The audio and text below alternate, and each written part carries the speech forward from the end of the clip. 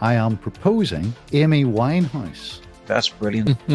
Hit the jackpot. I don't get that. He's shining a light on his own ignorance. Welcome to the Guardians of the Vinyl Vault. 4 old friends, 1 sacred vault, and a lineup of artists awaiting judgment. So welcome back to the Guardians of the Vinyl Vault. It's the podcast where the 4 of us who have been in the Vinyl Vault radio show have to get one artist, and somebody nominates an artist, and we have to debate, discuss, and decide whether this artist and their legacy of their work should go into the vault for forever, for the what would you call it, the legacy of all time. And tonight it is Mr. Moore who's on the Oki, Stephen, who are you bringing to the vault with you? Well, Rodney, I mean, obviously that depends on the greatly open minds of both Richard and Gareth, because they've shown how amenable they are in our previous suggestions, and I'm sure they'll be just as amenable this time around as well. But tonight, Rodney, I am proposing Amy Winehouse for entry to the Vinyl Vault. Shall I proceed with my proposal? Yes, please, Stephen. So at this stage, I started already. Go on, Gareth. are you putting her up for the full premium Vinyl Vault, Club Lounge, or Club Lounge? Well, we've never disclosed that before, but I personally, seeing as you've asked, Gareth, yeah, I would certainly putting her up for the premium platinum, as I believe we have been referring it Godlike Geniuses Platinum. Godlike Genius Platinum, the highest level possible. The highest level. Or just Club Lounge, which is still very nice, but not just quite the Swiss, or just banned for life. They do not come back to the vault again. You're not well, I in. think, and I'm going to test the theory tonight that a short career can be an enormously illustrious platinum career, because as I say, tonight I'm going to talk about Amy Winehouse. Now, in the past, we have critiqued bands and artists for entry into the Vinyl Vault, and we often focus on the songs, the albums, the chart positions, the videos, and of course, in Gareth's case, how many vast stadiums they have sold. Yeah, totally. I mean, they're fair choices, in fairness, they are. But in Amy's case, what I'd like us to consider is all of that, but also to understand and appreciate and let our hearts and minds be open to an undefinable power and impact of one young, short life, to the unique expression through unforgettable lyrics and outstanding lyrical imagery of love, of lust, of abuse, of joy, and of tragedy. And perhaps most of all, of a voice drenched in beauty and in longing and in tears. He thinks he's a poet. This isn't my poetry, Gareth. This is Amy's. Oh, sorry. Are you going to say ChatGPT? I thought he was going to hold his hand up there. He you know, I shall just ignore them, Rodney, and I will carry on. You've been very clever there. Have you taken a line of one of her songs and that's brilliant. Well, it's very, very interesting that you should say that, actually, Richard. No. But I can say that you're longing for an Amy Winehouse lyric. So let me give you one. Oh. I tread a troubled track. My odds are stacked. I'll go back to black. And on that thing of beauty. I don't get that. Well, that's probably your problem and not ours, Gareth. Yeah, but you explain that to us then, why you think that's so good. If you needed explaining, Gareth, then it has lost He's all struggling now, its Richard. power. Yeah, I like how you ask the direct questions, the kind of questions people want to know. If you don't know, and like a politician, like Rachel Reeves, he'll just bat it off. He does. What I think is he's shining a light on his own ignorance. I agree, I am. But please explain it to me. It is a lyric from Amy Winehouse. You've already said from that. one of her superb songs, Back to Black. I think Gas raised a good point there, because actually, even though I like the melody and the words of that, not. Is it the back to black in depression or blackness in? I've never actually thought about what it really means. Actually, I've Well, never. you Or is carry she you just putting carry you you? ca- you Is she carry putting on you you die? carry on you used to carry on wondering about it while I wax lyrical Oh yes, there's know, more. about There's more. Amy but Winehouse. I There is a lot The more. Gareth, there's more. There's more. There's more. uh, There's more. I mean, Jimmy Cricket is never going to get inducted into the vinyl vault, but let me I carry on about I Amy just Winehouse's story. wondered. No, Gareth, I don't. I don't care what you wonder. I know. I Quite wondered, was frankly, that her going back to black hair? Given the rest, I was No. asking for it. you really do not get imagery, do you, Gareth? You don't get poetry. You are not a man of soul.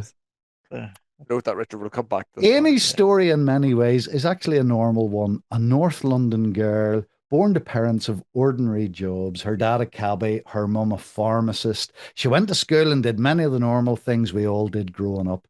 But to say Amy was different is an understatement. She had talent and a musical passion, often for the less fashionable and trendy, like jazz standards or the old-time crooners like Frank Sinatra or Tony Bennett, and also for 60s girl groups like the Supremes and the Ronettes.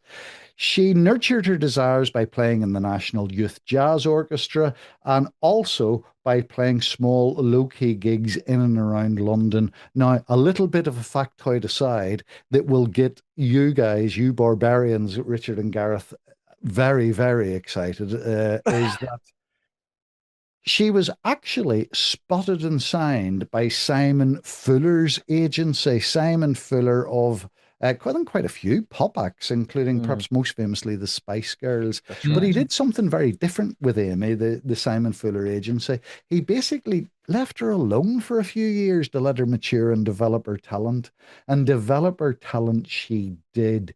And then in 2003, she released her debut album, Frank, almost completely self-written. It went platinum. She was nominated for 2 Brit Awards and the Mercury Music Prize. She played Glastonbury and the V Festival, amongst many other festival dates. 'Cause I've forgotten all my love's joy, feel like a lady, and you, my lady boy. Gareth's just perplexed, isn't he? I'm It's just perplexed. right over You, his my head. lady boy.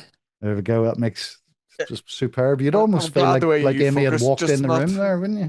Wait, Gareth, I think there's still more. Wait, go, Uh, I carry on. remember at the time seeing Amy Winehouse on the telly, probably for the first time. This young, raven haired lady, sassy and sexy, with a voice of guile, of wisdom, of experience that belied her youth. 2006 then saw her blockbuster of an album, Back to Black. Let's not foresee or forecast what happens in our other vinyl vault format, but I would be stunned and quite frankly ashamed if in 2006 that doesn't feature and feature heavily. So the Back to Black album, definitely her finest moment, an absolute blockbuster, amazing, beautiful album, her finest moment. And with the sad benefit of hindsight, probably the beginning of the end. But let's glory in a while for a while and what an intense masterpiece that album was. Songs of bitterness, of heartache, of heartbreak, of booze, of blokes, of birds, and of course of drugs. An album that sounded like if it could have been made in the 50s or 60s, but undeniably, it was also an album for the new millennium. Songs like Rehab, songs like You Know I'm No Good, Love is a Losing Game, Tears Dry on Their Own. Songs of trauma, songs of sex, of abuse, of despair and joy. And throughout it all, a voice that hypnotized, brought you closer, slowly played with your emotions while simultaneously punching you in the face. Upstairs in bed with my ex-boy. He's in the place, but I can't get no joy. Thinking of you in the final throes, this is when my buzzer goes. Run out to meet you, chips and pity. You say when we married, 'cause you're not bitter. There'll be more of him no more. I cried for you on the kitchen floor. Gareth's still looking like, Yeah. He's just I really don't know what's iconic about that line. if it was on a spreadsheet and appeared with a nice graph, he would have a much bigger Did you emotional not notice connection to it. bitter and pitter rhymed? Oh It's yeah, it's so genius. good. Only, So genius. only when you have just Genius. pointed it out to him. Let's be Yeah. frank. No, I got that. That's why I was wondering, know how it's so iconic. There were certainly many highs and lows No, there's more. There's more, of Gareth. Amy's career, and Did you some not of say them. it's going to be 4 minutes? 14. Yeah, well, I think he said. it would have been a 14. lot less Sorry. if you hadn't put in your Philistine interruptions. There were certainly many highs and lows of Amy's career, and some of them, it has to be said, were drug induced. But there were so many huge moments of musical mastery.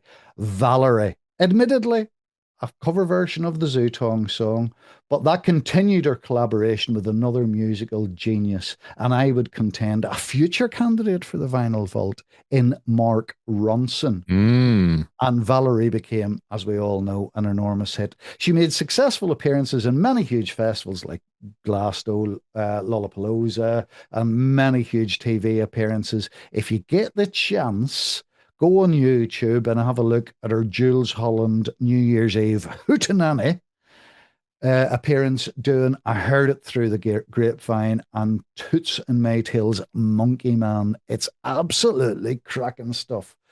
But the joy began to fade from Amy's career and her life. The booze and the pills and the sadness began to overwhelm. It would be wrong to gloss over the many tales of Amy in later years of her inability to perform due to intoxication, her arrest for violence, her sad battle with eating disorders, and her dysfunctional romantic life. It's profoundly sad that she passed away in 2011 at the age of 27 from alcohol poisoning, beset by our own demons.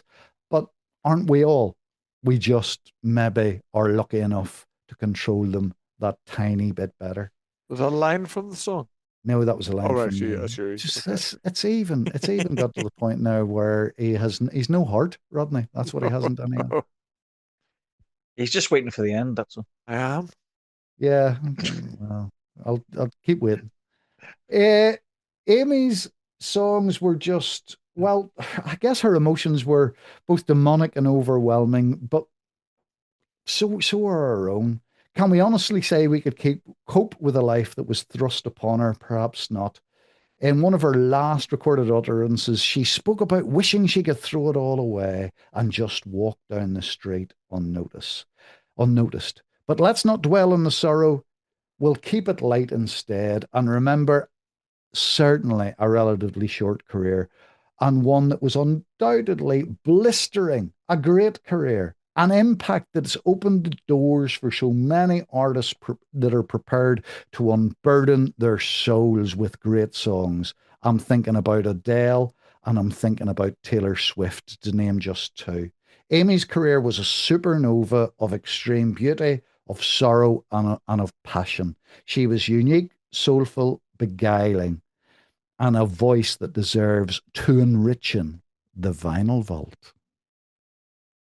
Gosh. Right, that's the pitch. Right, Gareth, you don't need an opportunity, but it's your turn now. That's the longest 4 minutes I've ever heard. It would have been 4 minutes if you two hadn't with you. It's Do because you know what? he has to flower out every syllable. God. doesn't he? Now, see, As I've said before, Richard, words help. Can you when imagine you're him trying to ordering fish and propose chips them. in a chip shop, Gareth? Oh, tell you. I'd like fish and chips with gravy and curry With a sauce. dash of salt. Yes, and vinegar. but I'm not trying to order The next fish and guy will be chips. fuming when he goes, for Now, goodness sake, so hurry up, Stephen, mate. Anyway, back to Amy. a number of points on this one. Okay, so let's really get down to focus on. Oh, you've Vault, thought about this, have you? I have thought about this, and I've done two views on this here. The Vinyl Vault usually honors artists with multiple influential albums, long careers, and broad discographies. Right now, before we go, in your spiel, as we'll call it there now, it focused more on her life. I would say 70% of yours talked about her life rather than her music. He's thrown a stat in there. I know you I noticed? have A just as percentage. and I just don't want the myth and to overshadow the music. She did have, the narrative is, the paparazzi, the addiction, the personal struggles, etc. Mm. And then because of that, she becomes an icon or a symbol or whatever there. But we've got to bring it down to this here that literally she had two albums Mm. and really one major album, which was good. Don't get me wrong, But was Gareth, good. Gareth, 2 albums, but she sold over 30 million records worldwide. She actually sold nearly 3 million in the United States alone. Yeah, And yeah. not many Yeah, artists. and to be fair, Gareth, breaking the states is something that you always are I very totally impressed agree. with. Yeah, so I we have to. totally agree. He That's a he good he stat. he But just one he great, washed over that one, didn't he, no, Richard? but I Breaking the actually, States. truth is, I didn't know that.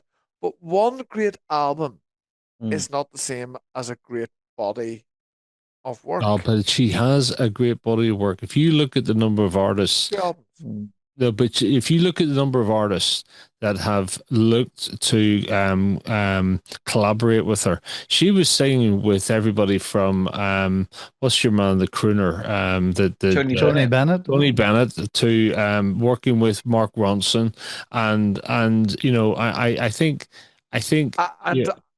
and you're right. And like I'm a big fan of Mark Ronson, not only from the the record collection album, which I like. I played over and over the production of the Duran Duran uh Paper Gods Mm. album, I think. So I'm a real big fan. Is he the talent? No, she. I I, mean, I think he, I think there's a certain degree of truth to that, Yeah. if imperfectly honest, Gareth. Absolutely. But you can say that about every single artist in terms of a producer Yeah. that sits behind them. Totally. What I would say is I haven't said much so far, but what I would say is I've actually seen the film. I don't know if you guys have seen the film called Amy, which was starred the actress from Industry, and she was actually really brilliant in it. And it kind of showed how she came, grew up and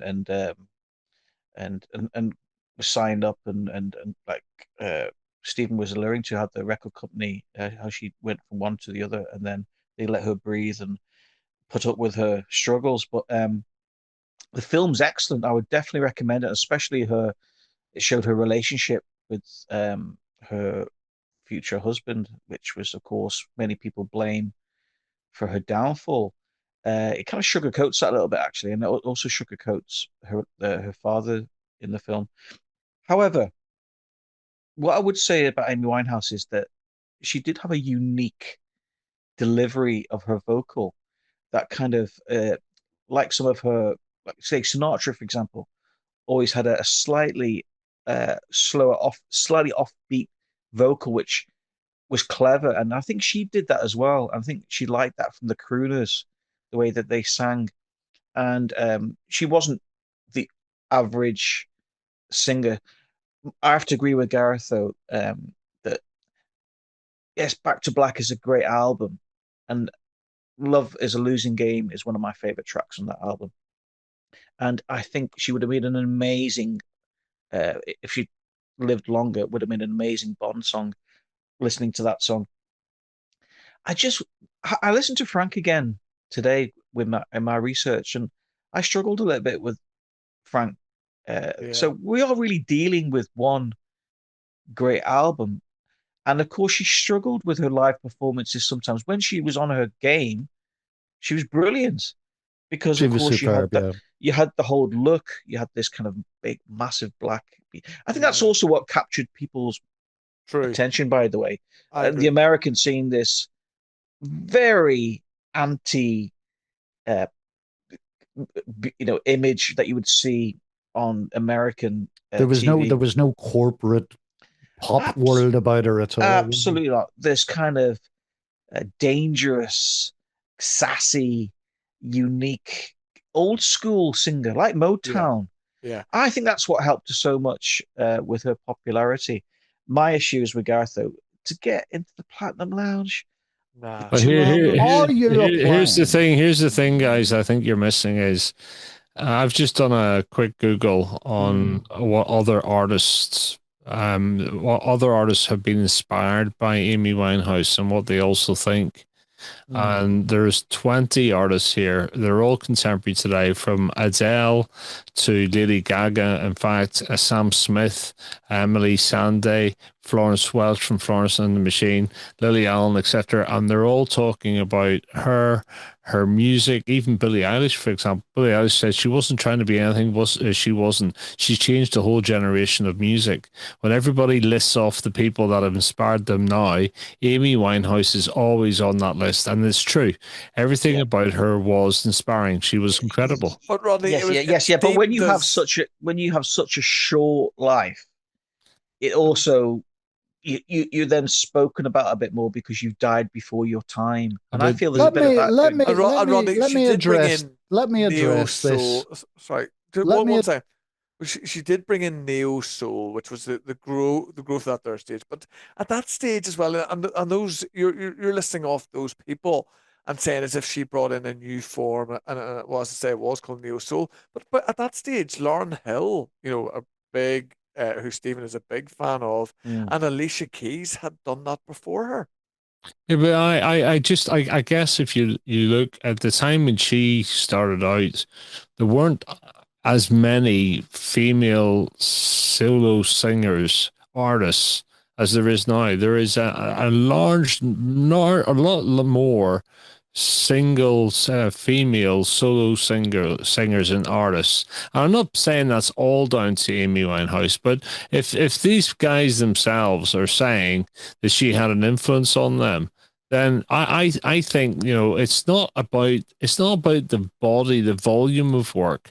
Or the time. It's about this how brightly your star shone. Exactly, Rodney. And I think because of the story or the music. Let me address the issue of the longevity of her career, and because that seems to be something, Gareth, you could coming back to, and Richard certainly has mentioned it. Certainly has mentioned it.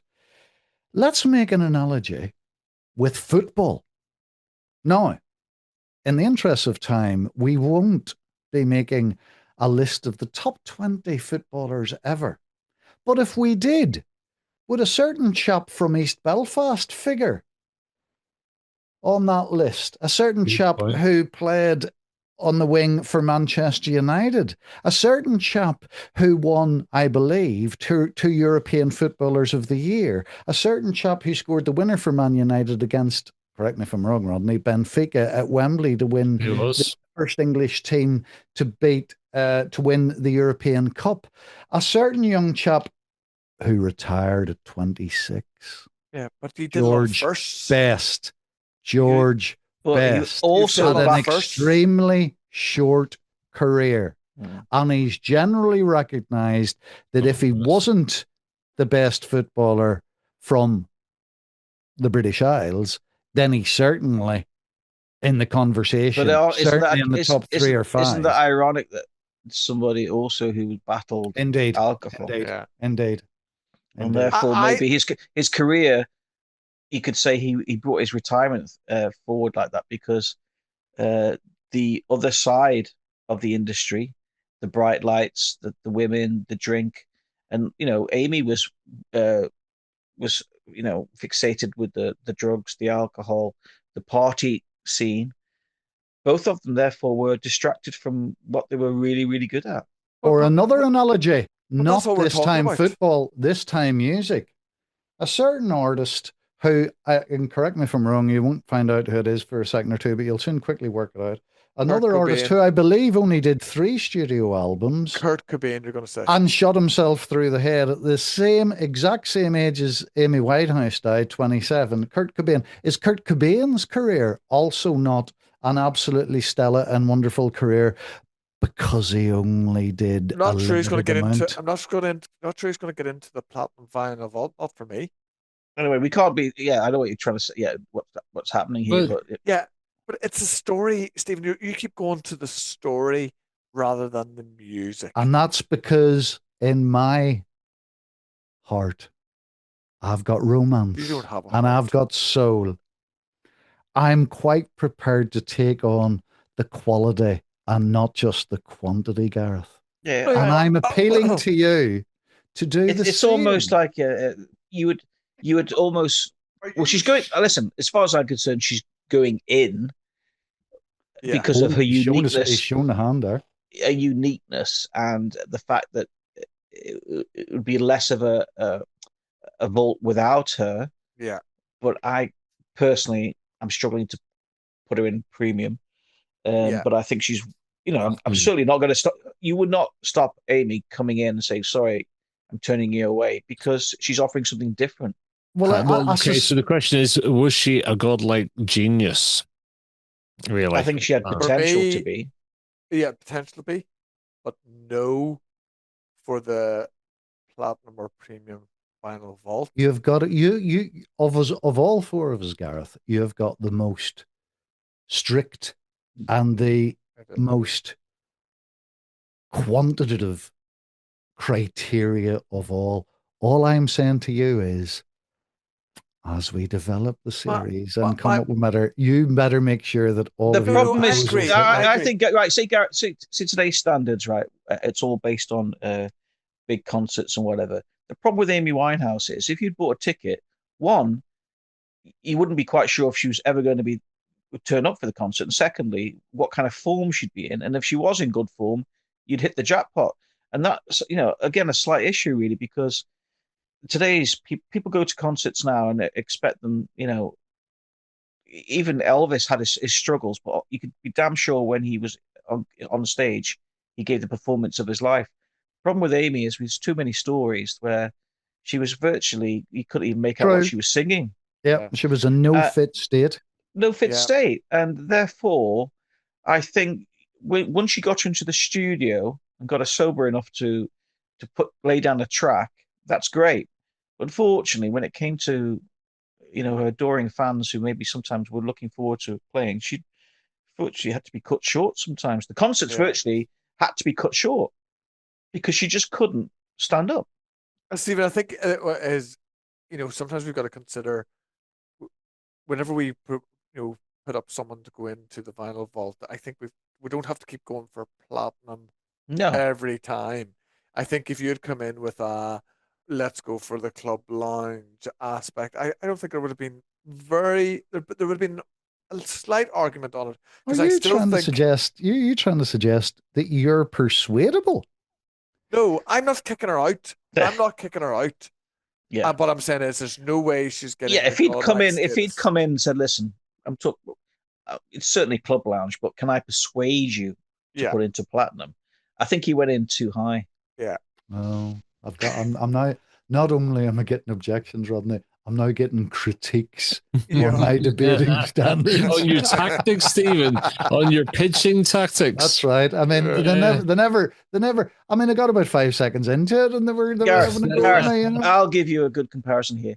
You know the snake from Jungle Book does that hypnotism. Well, Rodney just can. Shere Khan was the tiger. Oh, was true. The snake. Rodney just get hypnotized by Stephen's words. Oh, yes. Rodney was hypnotized by my snake. Platinum lounge, platinum lounge. Let's put Amy into platinum lounge. Stephen. Whereas me and you don't fall for that Paul McKenna hypnotist stuff. No. Well, it's the first time anybody's come under the spell of my python, I can tell you. Right, it's a family show. So, vote wise for me, I'll give Club Lounge access because there is, for me, only one good album. I did Frank as well. It just wasn't for me. One good album. I am a big fan of Mark Ronson, and I do think Mark Ronson has really helped this album. Sure, absolutely. Yeah.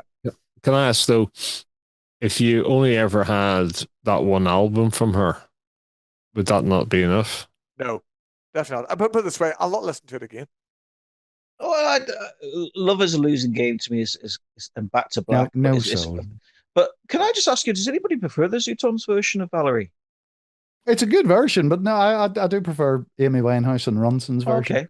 Okay. Well, the other version, I've heard the cover of it. Yeah. No, Amy was the cover. Amy was the cover. I've heard the original. I've heard who was the band. Zootons. Zootons. Yeah, the yeah, Zootons. yeah. I've heard that. Yeah. Yeah, and So anyway, So we've got Gareth going for Club Lounge. Who wants to go next, Rodney or Richard? Rodney. Rodney, let's get some Jeopardy here. Well, I mean, I think it is platinum because I think that her star shone so brightly. This is about your legacy. This is about So your what legacy? impact. What legacy? The legacy is that I think she created a body of work that, even though it was a small body of work, she has totally influenced so many other people in what she's done. Yeah, but I also saw one of the people that you talked about today, which was Florence Welch of Florence and the Machine. I was watching a thing, and she said Nick Cave was a massive influence on her work. But funny enough, Taylor Swift has got no correlation with Amy Winehouse whatsoever.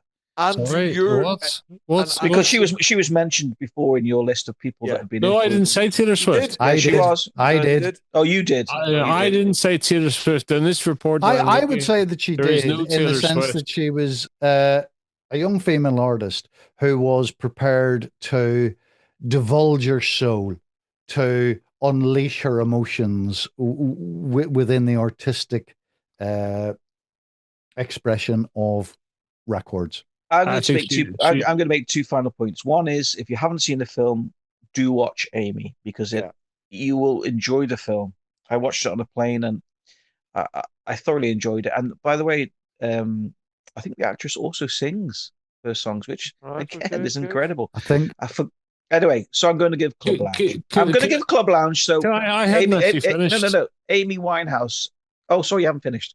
You did say platinum, though. But before we go back to Rodney, I would just like to point out, for Gareth's benefit, and Gareth, you can join in here now, the phrase "being on a plane in Club Lounge" is not the first time, Gareth, that Richard has actually said those two things in the same sentence. In fact, he says it 3 or 4 times a year as he's about to embark on his far-flung holidays. With these short legs, you have to be in the normal battle class. Can I just say, just to end, because I do think it's platinum, but who would argue with the words of Tony Bennett when he said she was an extraordinary musician with a rare intuition as a vocalist? I'm truly devastated that her exceptional talent has come to such an early end. And there's a man who's seen it all, who's seen so many female singers, and is that the only one he said it about?